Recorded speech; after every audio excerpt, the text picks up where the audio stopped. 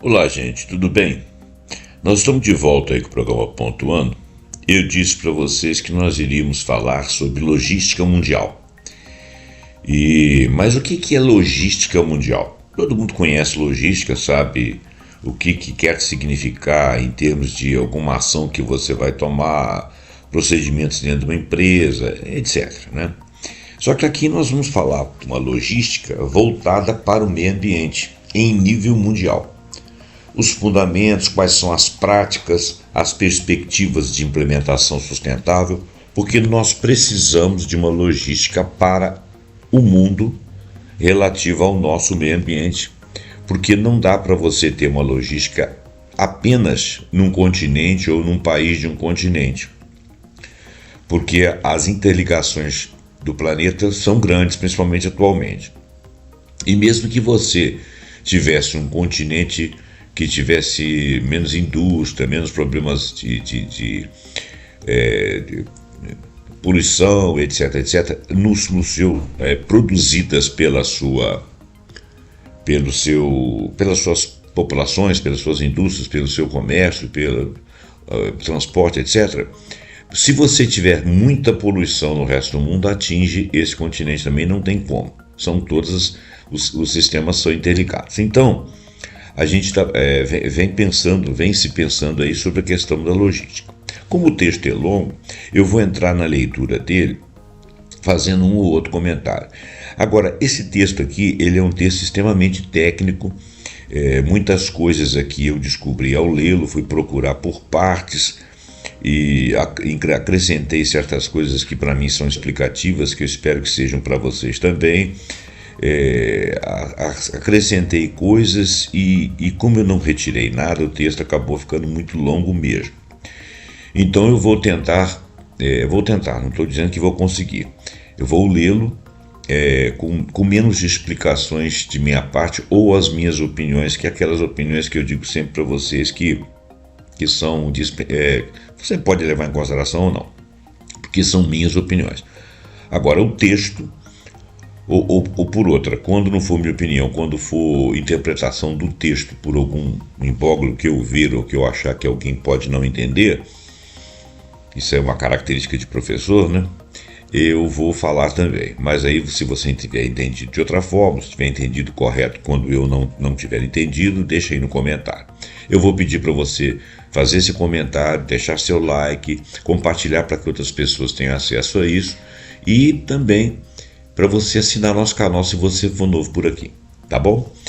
Essas aí são as temáticas, né, as práticas da internet. Eu agora vou começar a ler o texto e pretendo fazer o mínimo de interrupções que eu conseguir fazer. Então vamos lá. O setor de logística e transporte global é um dos principais contribuintes para os desafios ambientais contemporâneos, enfrentando uma pressão crescente para adotar práticas mais sustentáveis. O transporte responde por aproximadamente metade do consumo mundial de petróleo e quase 20% do consumo global de energia. Só o transporte, com projeções indicando uma duplicação desses números até 2050, impulsionada em grande parte pelo crescimento das compras online. É interessante observar que as compras online, elas aumentaram o transporte. Como é que será que você vai raciocinar com isso aí? Olha só, há uns tempos atrás você tinha os lojistas, né?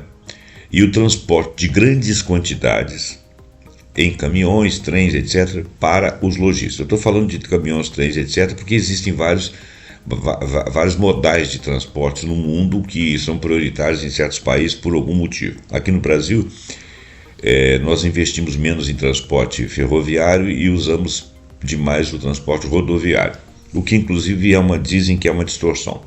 Mas não vamos entrar nesse assunto. Bom, então, você tem grandes quantidades transportadas por caminhões. Caminhões vão caminhar a mesma distância até as localidades Quando você começa a fazer vendas online, vão saindo frações de mercadorias. É claro que vai existir uma logística que vai tentar fazer o mais rapidamente possível quantidades em estocamento de silos de mercadorias iguais. Mas ainda assim foi fracionado, né? Não existe um lojista que coloca tudo ali para você vender. São grandes silos que trazem várias mercadorias e esse procedimento é um procedimento diário, porque você não mantém estoque. Você usa silos para levar a quantidade de mercadorias diárias em vendas muito rápidas, já programadas para a entrega o mais rapidamente possível. Não vou falar muito sobre essa logística, porque eu não entendo isso particularmente. Isso é um assunto novo para mim. Eu sei que eu tenho pessoas que eu conheço que trabalham, rapazes, moças que trabalham com isso, e as mercadorias chegam, já são logo separadas e logo já vem alguém e leva. Então, como que essas mercadorias chegam? Se eles não fazem estoque, como é que funciona isso? De qualquer maneira, aqui está dizendo que há um fracionamento dessas cargas. São várias cargas que saem muitas vezes por dia numa velocidade muito grande para suprir essa necessidade de horário. Então, se o sujeito desce até o centro da cidade dele, calmamente andando, ou mesmo de carro ou de transporte público, junto com outras pessoas, e vai comprar alguma coisa que está estocada em vários lugares, porque você tem o lojista hoje perdeu um pouco do seu espaço e o online ganhou muito do seu espaço, inclusive porque você está trazendo mercadorias que não ficam estocadas nas cidades, mercadorias que vêm direto de outros países. Então, até por esse motivo, aumentou o número de deslocamentos pelas compras online, a questão do transporte, não é isso? Então, quer dizer, eu falei aqui, você pode raciocinar com outras coisas aí. Se você tiver mais noção disso que eu estou falando, deixa aí no seu comentário, que vai contribuir comigo, vai contribuir com outros. Bom, vamos continuar. Adicionalmente, o setor de logística e transporte contribui com mais de 30% das emissões globais de dióxido de carbono, que a maior parte são feitas por trens a diesel, caminhões a diesel, trens a petróleo, nem todos são elétricos, etc. Né? Então ele está dizendo aqui, isso é um dado, mais de 30% das emissões globais vêm do transporte, seja ele de que for, e até de barco, né? Esse cenário impõe uma urgência crítica para a redução de emissões de gases de efeito estufa, né, os chamados GES, e sendo fundamental para o cumprimento das metas ambiciosas como a neutralidade do carbono até 2050, conforme articulado pelo Acordo Verde da União Europeia, e os objetivos climáticos estabelecidos pelo Acordo de Paris e pela Agenda 2030 das Nações Unidas, nós temos que correr atrás, porque 2050 está aí na porta, né? A demanda crescente por transporte global, embora vital para o crescimento econômico, agrava diretamente o impacto ambiental. O transporte global. Essa situação então cria uma tensão adicional, né? A expansão econômica e a convergência do consumidor colidem com a necessidade premente da sustentabilidade ambiental. Como nós viemos falando em programas atrás, nós temos o vício, a tendência do crescimentismo. É óbvio que você tem a tendência de ter que mudar padrões, de forma que esse crescimentismo, além dele ser deletério para matérias-primas e ele ser custoso para o meio ambiente, ele também vai promover mais, por questão de transporte, vai gerar mais efeito estufa, né? Então, consequentemente, a logística verde não se configura como uma opção discricionária, mas como uma imposição estratégica e um imperativo para equilibrar o desenvolvimento econômico, que muitas vezes tem sido exacerbado nos últimos tempos, com a proteção de recursos naturais. O crescimento econômico, especialmente no setor logístico, deve ser dissociado da manipulação ambiental, levando a logística verde de uma prática benéfica a um pilar estratégico inegociável. Até porque esse pessoal não vai parar de crescer, aonde tiver oportunidade. Então, a gente não pode ir, pelo menos por esse lado. Agora, conforme dissemos no programa anteriores, nós temos aí a questão dos limites planetários a esse crescimento, né? que nós já discutimos, eu não vou tornar a falar aqui. Definição e evolução verde da logística, definição e evolução da logística verde sustentável. Como é que nós poderíamos começar esse estudo? A lógica verde, a logística verde, também conhecida como ecologística ou logística ambiental, compreende um conjunto de medidas e ações sustentáveis aplicadas aos processos logísticos de uma empresa. O seu objetivo primordial é reduzir o consumo de combustíveis fósseis, minimizar o nível de emissão de gases com efeito estufa, eliminar desperdícios de energia e recursos em todas as etapas do ciclo logístico. E esta abrangência se estende desde a interação com fornecedores e as operações em armazém até o transporte, o retorno de produtos e o reaproveitamento de resíduos. Veja bem, é uma coisa mais ampla. O conceito então evoluiu para englobar todo o ciclo de vida do produto, desde a fabricação, armazenamento e transporte até a colocação no mercado, uso e descarte. Veja bem, isso aí já definiu tudo o que a gente quer falar. Tá? Essa frase aqui, o conceito evoluiu para englobar todo o ciclo de vida de um determinado produto, qualquer produto. Fabricação, armazenamento, ou transporte, colocação no mercado, ou no silo, ou na presença daquele que adquiriu, né? O seu uso, né? E depois do uso, o descarte, que envolve também local, que também envolve transporte, se for o caso, né? Que envolve reciclo, e que envolve reciclo para reutilização. Quer dizer, toda essa logística está estampada na logística ambiental. Esta expansão conceitual reflete uma compreensão aprofundada de que impactos ambientais não são isolados ou apenas para o transporte, estão intrinsecamente ligados a cada fase da cadeia de valor daqueles produtos produzidos, né? Produtos fabricados. A logística verde integra-se de forma coesa no cenário do environmental, social and corporate, que eu vou chamar apenas de governança, né? Eu vou chamar apenas de governança ambiental, social e corporativa. Governança ambiental, para não ficar muito grande. Ou então só ESG, que é o Environmental, Social and Corporate Governance, que ficar falando em inglês toda hora me irrita. Onde as organizações buscam monitorar suas operações com os princípios de consciência social, sustentabilidade ambiental e governança corporativa robusta. A fusão da gestão de cadeia de suprimentos verdes, que é o GSCM, que é uma sigla em inglês também, que eu não vou falar, que significa Gestão Verde de Cadeia de Abastecimento, é um testemunho dessa evolução. O GSM, a gestão verde, sendo um paradigma de gestão que incorpora a filosofia verde em todas as suas facetas, incluindo compras, fabricação, distribuição e a logística de uma maneira geral, que nós já mencionamos no início do parágrafo aqui. Essa transição de uma visão operacional pontual para uma estratégia integrada e sistêmica demonstra uma compreensão bastante profunda dos múltiplos pontos de impacto ambiental, porque são múltiplos pontos de impacto ambiental, e da necessidade de uma abordagem mais total, que eles chamam de holística, e que significa que você vai olhar tanto do pequeno para o grande, ou seja, na sua totalidade, para que a gente tenha algo que seja sustentável. E essa sustentabilidade aqui é manter algum tipo de economia em que você consiga prosseguir com o planeta e consiga prosseguir com essa própria economia.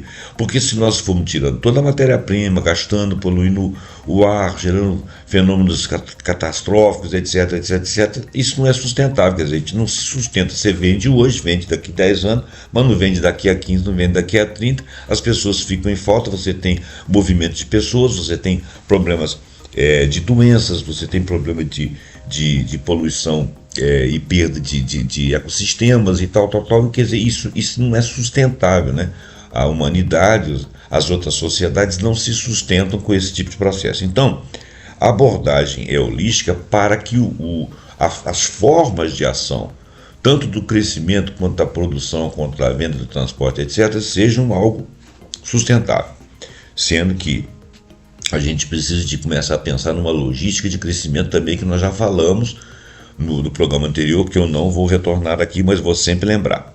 Relevância estratégica e competitiva. A adoção de práticas de logística verde oferece benefícios que transcendem a mera conformidade regulatória. Então, as práticas da logística verde, ela tem benefícios que ultrapassam aquilo que o regulamento traz. Vamos ver por quê. A implementação de tais medidas, ela fortalece a supervisão da organização, ela melhora o olhar sobre o todo, aumenta a fidelidade e a satisfação do cliente. Eu vou dizer que isso aí é em tese, porque as pessoas mascaram muitas coisas, né? Mas vamos dizer assim, deveria ser. Aumenta a fidelidade do cliente, porque o cliente percebe que aquilo ali teve um bom trato, que aquilo ali veio de boa procedência, que aquilo ali foi bem encaminhado, que aquilo foi bem produzido, que aquilo não prejudicou ninguém, né? E melhora a competitividade do mercado. Isso é outro fator que eu acho que tem muito marketing em cima disso. Deveria sim melhorar a competitividade quando você conseguisse fazer um produto mais enxuto, um produto menos agressivo, um produto menos degradado, ou degradável, ou que fosse degradar algum ambiente, né? Deveria ser mais competitivo sim, em termos de não apenas de marketing, mas de uma realidade intrínseca. Este efeito é ampliado pela valorização crescente dos consumidores por empresas que demonstram um compromisso genuíno com as boas práticas ambientais, né? Reparem que esse texto aqui, ele é um texto assim que advém do academicismo.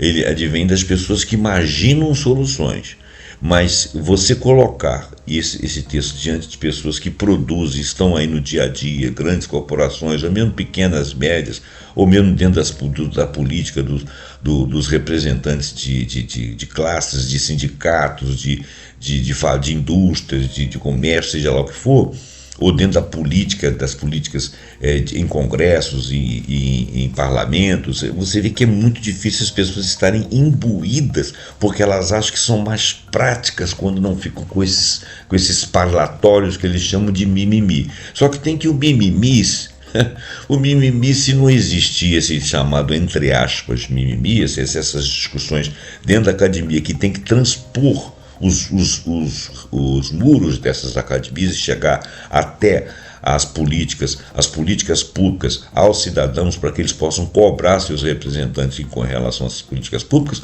nós não vamos ter sustentabilidade do mundo. E sustentabilidade do mundo significa o mundo se manter como nós o estamos vendo e porque nós possamos passar para outras gerações. Não é frescura, né?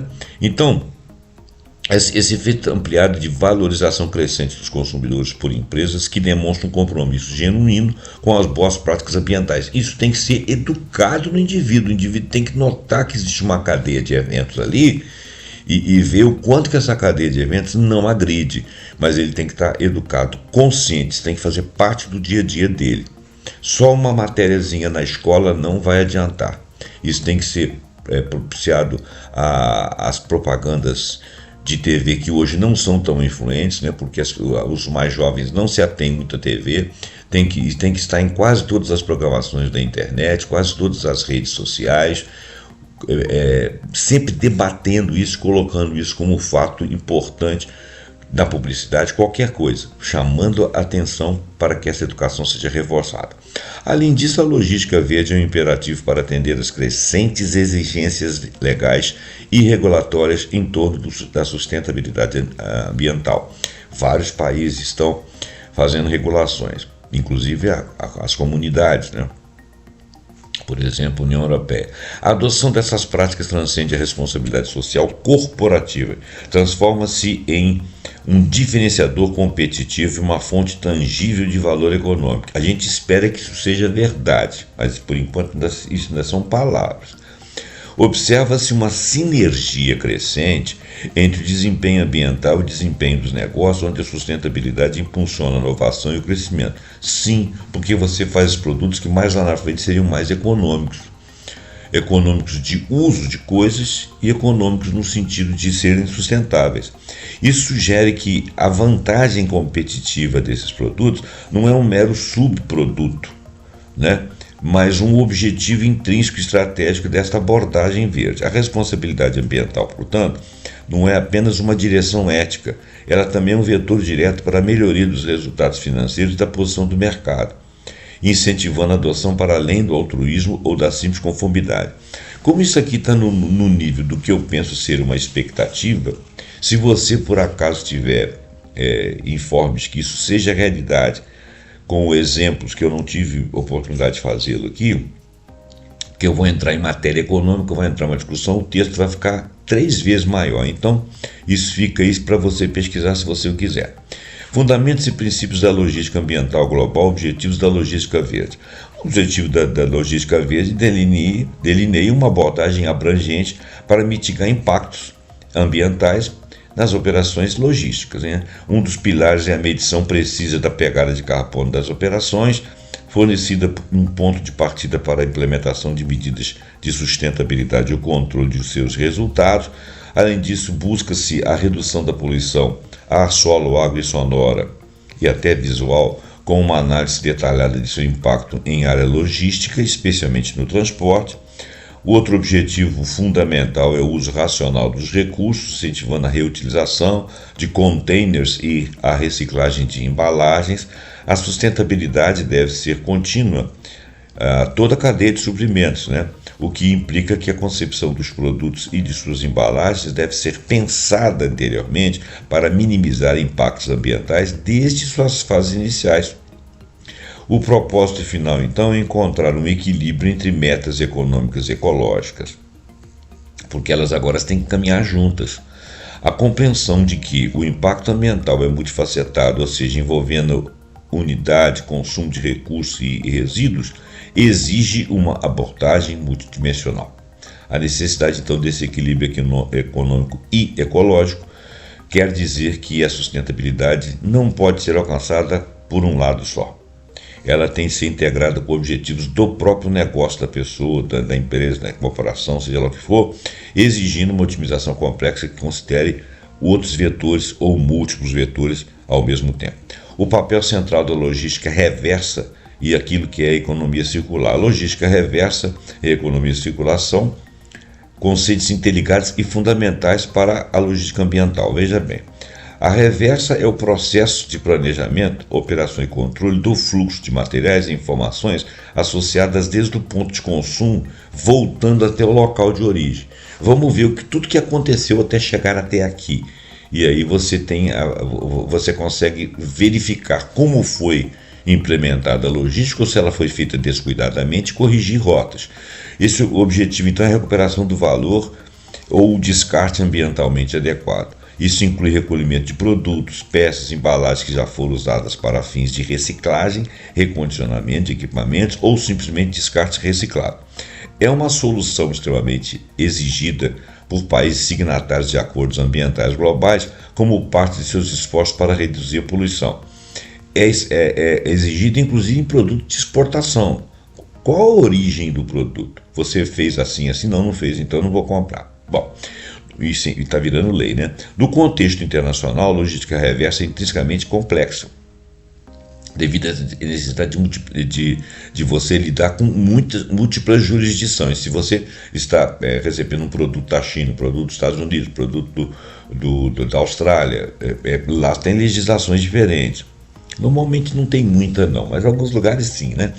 Então, múltiplas jurisdições aduaneiras, prazos de transporte mais extensos, regulações que variam significativamente entre os mercados, quer dizer, existem várias coisas, existem a origem do elemento, a jurisdição aduaneira, os prazos de transporte que em alguns lugares são maiores, o tipo de transporte, muita coisa, né? Então isso exige um planejamento tributário, e claro, você vai ter que saber o que você está pagando, né? E o enquadramento fiscal meticuloso para evitar custos inesperados. Por exemplo, você vai ser multado, você não vai ser multado, o que você tem que pagar, o que não tem, o que é permitido, o que não é, senão você não passaria na fiscalização, teria que regular algum produto, alguma coisa no transporte ou na embalagem, ou seja lá o que for, o que atrasaria a entrega do produto ou até impediria Quer dizer, vai haver um enquadramento fiscal, obviamente, enquadramento fiscal inclusive monetário, né, financeiro. Então a gestão eficiente dos fluxos de retorno é um componente crítico dessa logística verde, contribuindo diretamente para a melhoria ambiental e a redução de custos e desperdício de recursos, né? Não perder o recurso que serve à produção daquele produto, não perder o recurso de transporte, né? E não perder o recurso com o próprio produto, se você fizer uma logística errada. Então, economia circular, o que vem a ser? Nós já sabemos disso, já falamos disso algumas vezes, é um modelo que promove a ideia de compartilhar, reparar, reformar, reciclar, né? Então, por exemplo, se eu e mais algumas, por exemplo, eu vou viajar daqui até uma cidade aqui perto, tem outras pessoas que vão viajar, eu posso alocar no meu carro, quer dizer, 4 pessoas, 5 pessoas, né, tantas pessoas vão no meu carro junto comigo, compartilhando, ou seja, nós vamos gastar combustível uma vez só, não vão 5 carros para lá. Isso é o compartilhamento. Reparar, consertar a coisa, evitar que você simplesmente jogue fora. Reformar, se ela puder ter um período de vida aumentado, então você reforma, né? Reforma o carro lá, vai lá, conserta e tal, mexe com a pintura, você não precisa comprar outro. Reciclar, não deu mais, pegou o pneu não dá, então vamos levar para o reciclo, ele vai retornar em outros formatos, né? E o máximo possível fazer esse compartilhar, reparar, reformar e reciclar, ok? Existem outras explicações mais profundas que de repente não dou conta de fazê-las aqui, mas você pode deixar no comentário, abrangendo a redução máxima do desperdício, obviamente. Numa cadeia de suprimentos circulares, os produtos são específicos para serem desmontados ou reduzidos sua forma de matéria-prima, permitindo que sejam retransformados, ou seja, transformados novamente em produtos vendáveis, né? Você tira lá o produto eletrônico aqui, placas, pedaços de inteiros de plástico e tal, que vão servir para montagem de outras peças. Então, eles são transformados novamente em produtos vendáveis porque são condicionados à junção de outros que encaixem com eles. Esse processo não gera apenas benefícios ambientais através da reciclagem, ele também permite que as empresas recuperem custos e valores dos materiais. Por exemplo, teve um dia que eu sempre compro numa determinado local um frasco de uma coisa lá que eu uso. E eu esvaziei o frasco e fui comprar novo. Eu peguei e falei assim, olha, eu estou trazendo aqui o frasco para vocês. Ela virou para mim e falou assim, nós não reutilizamos. Eu falei, legal, deveria reutilizar. Talvez ela quisesse dizer para mim que toda a lógica da limpeza do produto, do frasco, para poder colocar outra vez lá dentro, ela não fizesse. Então não ia servir para ela, ia acabar jogando fora. Jogar fora para nós é prejuízo. Então eu levei para outro local, né, que utilizasse lá, que pegasse o frasco do vidro. Mas eu achei interessante a empresa que produz remédios, ou seja lá o que for, dentro de um frasco, não recebeu o frasco de volta, que seria uma vantagem para ela, porque ela não teria que comprar outra vez. Bom, vamos em frente. Então, a transição logística reversa para a economia circular representa a evolução do modelo reativo, ou seja, focado em lidar com resíduos, para um modelo proativo e regenerativo, ou seja, visando eliminar o desperdício desde a sua concepção, quer dizer, você já projeta para não ser eliminado, para não ter eliminação fácil, ou para não eliminar pura e simplesmente. A logística reversa é um componente crítico da economia circular e significa que o foco não se limita ao descarte adequado, mas também se expande para a recuperação de valor daquela peça e a reintegração daquela peça na cadeia de valor. São 3 coisas, né? Fazer o descarte adequado, poder usar aquela peça outra vez, quer dizer, ela ganhou valor, ou reintegrá-la na cadeia de valor se ela for uma parte de outras peças.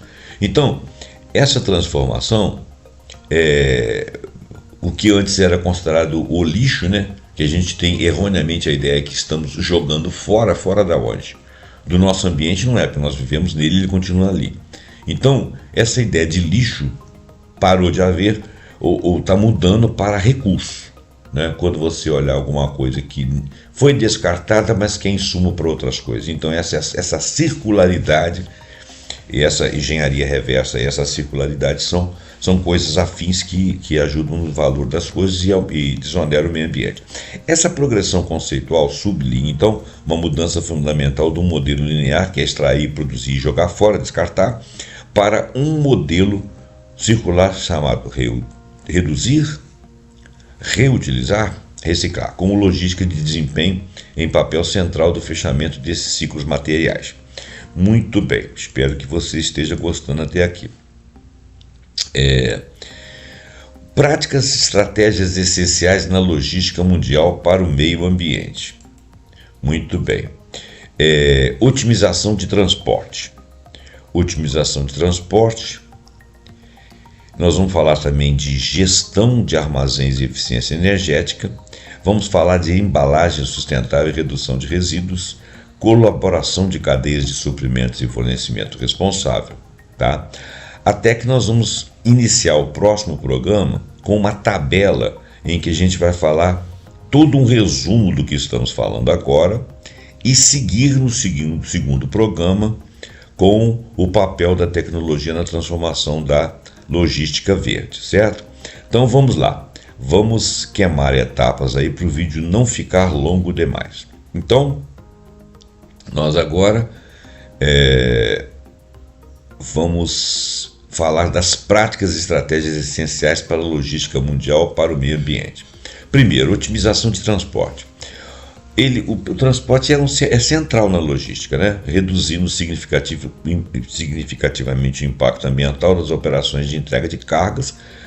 Uma estratégia fundamental é a utilização de modais de transporte menos poluentes, como ferrovias, hidrovias, em detrimento do transporte rodoviário, né, que tem uma pegada de carbono alta, que é um grande consumidor por emissão de gás de efeito estufa. E se você raciocinar que o transporte rodoviário seria elétrico, nós temos problema de autonomia. E a energia elétrica, se ela conseguisse abastecer o transporte rodoviário, o transporte de mercadorias, o custo de você produzir energia elétrica também seria alto. E muito da energia elétrica são feitas com termoelétricas, que não são razoáveis. Nem sempre você tem hidrelétricas, você tem energia elétrica limpa, solar, geotérmica e entre outras, né, que eu vou esquecendo, fotovoltaica, né, de ventos, etc. Quer dizer, nem sempre, e essas são intermitentes. Então, você ter o rodoviário elétrico, por causa da questão da autonomia, ou se você conseguir suprir essa autonomia, o custo seria alto, nós teríamos que ver o que seria o insumo de produção de energia elétrica, que seria a manutenção dessa energia elétrica. Então você pode ganhar de um lado e perder do outro. Além da escolha do modal, o planejamento avançado de rotas utilizando algoritmos e análise de dados é crucial para minimizar o consumo de combustível e as emissões. Quer dizer, qual que é a melhor rota? Qual que é a melhor modal? Isso inclui a capacidade de calcular as trajetórias curtas, evitar congestionamentos, reduzir tempo parado de veículos, otimizar a ocupação de cargas, né? Sistemas de roteirização dinâmica podem considerar fatores em tempo real como o tráfego, condições de estacionamento e até mesmo a localização das estações de recarga para veículos elétricos, se for o caso. Gente, olha só, é muita coisa para pensar. O mundo, para funcionar, precisa de muita cabeça. Ainda bem que a gente tem 8 bilhões, né? Os investimentos em veículos de combustíveis alternativos, chamados veículos elétricos, ou também híbridos, é uma tendência crescente para entregar a última milha e para a eletrificação de frotas completas. Porém, nós temos problema de autonomia. Para países do tamanho como o Brasil, por exemplo, um veículo elétrico para transporte de mercadorias é complicado, né? E também olha o custo de eletricidade. O custo de eletricidade está começando a aumentar. Nós temos IA, nós temos os Big Datas aí, esses grandes edifícios que provêm as IAs, né, as Big Data traz os centros, né? Os centros são gastadores potenciais de energia elétrica, tanto para IA quanto para outras coisas. E a gente ainda tem o transporte de mercadoria, quer dizer, a energia elétrica Nós vamos ter que arrumar mais um planeta para fornecer energia elétrica. Então tem que ter uma logística muito grande. Os veículos elétricos, em particular, eles oferecem custos operacionais mais baixos e menos tempo de inatividade em comparação com veículos de combustão. E podem reduzir mais de 65% das emissões de carbono. Ainda pegam por autonomia num país do tamanho do Brasil. No que tange à última milha, que representa o chamado ponto crítico do impacto ambiental e a complexidade urbana, inovações como microcentros de atendimento, ou seja, veículos autônomos de entrega, centros de incorporação urbana e métodos alternativos como e-bikes e drones estão sendo explorados. Drones, a gente sabe o que é, né? E-bikes são os comércios eletrônicos que põem na mão das bikes ali. As entregas noturnas, por exemplo, podem reduzir o tempo de percurso de congestionamento em até 15%, especialmente quando utilizados por veículos elétricos mais silenciosos. Mas aí tem uma população que vai trabalhar de madrugada ou de noite aí, né? Tudo bem, a otimização de transporte não é apenas uma questão de escolha de modal ou de rota, é uma convergência de várias tecnologias. A inteligência artificial e veículos elétricos podem estar combinados para descobrir e fazer essa logística aí de rotas, de melhor horário, etc. A adoção dos veículos elétricos, por exemplo, não reduz só as emissões. Ela também tem custos operacionais e a poluição sonora, porque o veículo elétrico não faz barulho, menos pelo menos, né? Gerando múltiplos benefícios que incentivam a transição. Uma atenção dedicada à última milha como ponto de maior complexidade e impacto urbano, inovações disruptivas. Muito bem. Gestão de armazéns e eficiência energética. Eu acho que essa questão do armazém aqui é complicada. Vamos lá. A gestão de armazéns desempenha um papel fundamental na sustentabilidade da logística, estendendo o foco ambiental para além de transporte. A implementação de práticas de armazenamento eficientes em termos de energia é crucial, incluindo o uso de iluminação LED, sistemas de aquecimento, ventilação e ar-condicionado, que são chamados HVAC, que é o Heating, Ventilation and Air Conditioning, que em português significa aquecimento, ventilação e ar-condicionado, de uma alta eficiência e integração de fontes de energia renovável, como painéis solares que podem estar lá disponibilizados ali para poder manter isso aí. Os LEDs que consomem menos e as ventilações. A otimização dos deslocamentos internos dentro do estoque é medida importante, reduzindo desperdício e evitando danos ao estoque, porque dentro do silo lá você faz muita movimentação. Esse aspecto de eficiência operacional interna contribui diretamente para a redução de consumo de recursos e geração de resíduos.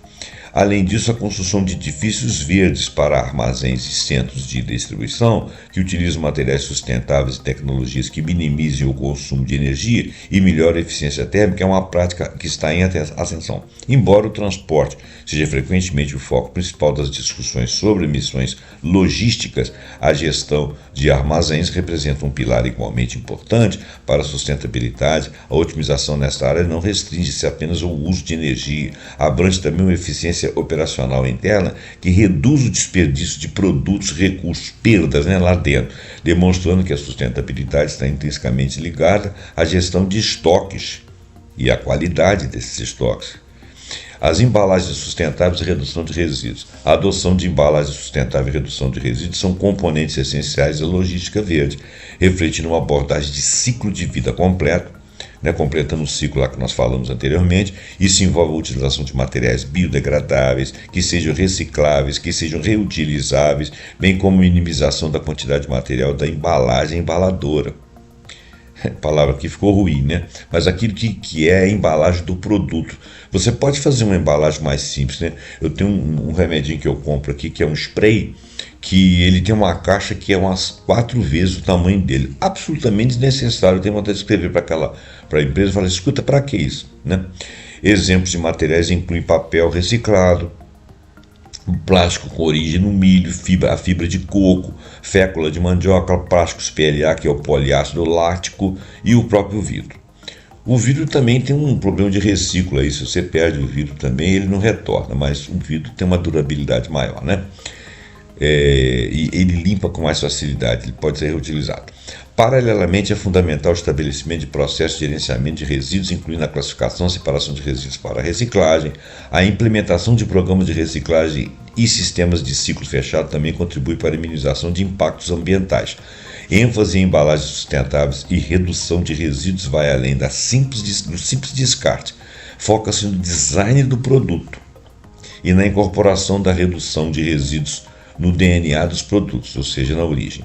Isso reflete um movimento em direção ao ecodesign, o produto desenhado para ser ecológico, e uma abordagem de ciclo completo, e isso tem a ver com o design, né? Onde a sustentabilidade é considerada desde a fase da concepção, prevenindo o impacto ambiental antes mesmo da produção e distribuição e do embalamento e do transporte.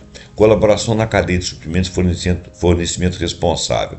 A sustentabilidade global não pode ser alcançada por uma única empresa. Tem que ter colaboração e responsabilidade contínua por toda a cadeia de valor, todas as empresas pelas quais passa aquilo ali. É fundamental priorizar o fornecimento que adere a práticas de sustentabilidade ambiental, incluindo o fornecimento de materiais que eles chamam de sourcing, materiais sustentáveis, e o uso de conteúdo reciclado. A colaboração entre empresas e fornecedores é essencial para trabalhar na direção de metas de sustentabilidade compartilhada, como redução de emissões de carbono, minimização de resíduos. Isso pode envolver um compartilhamento de conhecimento sobre práticas e uso comum ou conjunto de recursos e investimentos mútuos em tecnologias sustentáveis dessa cadeia, dessas empresas, né? Que elas podem se interligar e uma saber da outra. A transparência e a rastreabilidade da cadeia de suprimentos são cruciais para monitorar as práticas ambientais e sociais dos fornecedores e rastrear a origem daquelas matérias-primas, que algumas são até estrangeiras. As escolhas de fornecedores e a gestão de relacionamento com fornecedores, chamada Supplier Relationship Management, que são a gestão de relacionamento com os fornecedores, tornam-se ferramentas estratégicas para importação e incentivos da ESG, né, a governança ambiental e social, em toda a rede. E a interdependência na cadeia de suprimentos significa que a sustentabilidade de uma organização está intrinsecamente ligada à prática daqueles outros que são seus parceiros, estão junto na manobra ali, tornando a colaboração e a transparência fundamentais para uma responsabilidade integrada e para o sucesso da logística. No próximo programa, nós vamos fazer principais práticas da logística verde, seus benefícios ambientais e econômicos, numa base de uma tabela. Nós vamos começar por aqui e aqui nós vamos terminar para você ter um pouquinho mais de folga aí, não ficar me ouvindo falar tanto no seu ouvido, tá ok? Muito obrigado pela sua atenção, eu espero que você tenha gostado. Deixe seu comentário, deixa o seu like, compartilha para que mais pessoas possam participar aqui e serem informadas disso aí. Esse assunto ele pode ser um pouco maçante, mas ele está relacionado com a nossa vida. Passe isso para frente para que mais pessoas ouçam sobre isso e se torne um assunto de dia a dia. Por mais chatinho que ele seja, ele é necessário, porque nós não vamos viver daqui 5 anos, daqui 2 anos, 5 anos, 10 anos, nós já estamos sentindo diferença, nós vamos sentir muita diferença se muitas práticas não forem feitas agora, de nós para os representantes, as políticas públicas e aquilo que possa estar influindo sobre empresas. Muito obrigado, até o próximo programa Pontuando, onde nós vamos fazer uma continuidade, a segunda parte dessa logística verde aqui. Muito obrigado e até lá.